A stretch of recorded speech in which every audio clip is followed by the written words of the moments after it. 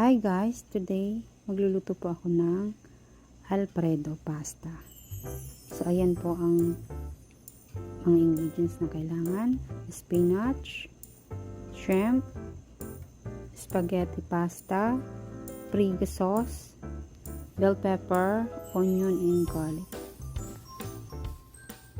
So ayan, tatanggalan po natin siya ng seeds.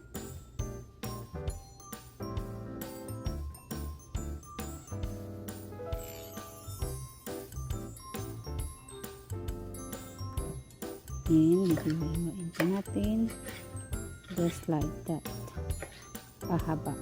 It depends on you po kung ano pong gusto mo.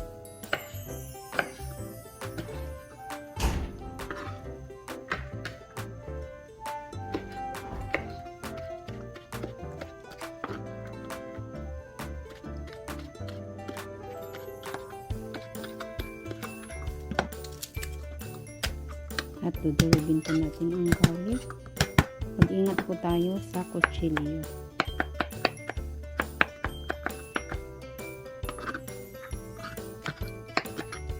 So, ayan, and down. And of course, mag-boil po tayo ng water while gigisahin ang garlic. And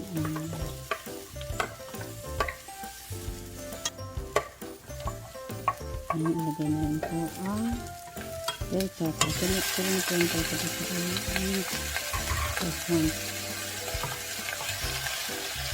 And saute, isa-isa ng konti. And ilagay na natin ang spinach.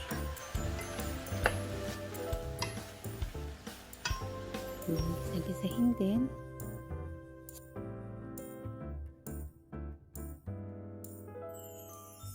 Hanggang sa maluto po siya.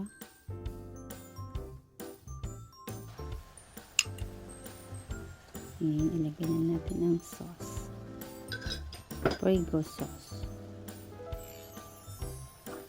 So, yung binibili ko po yan sa Walmart.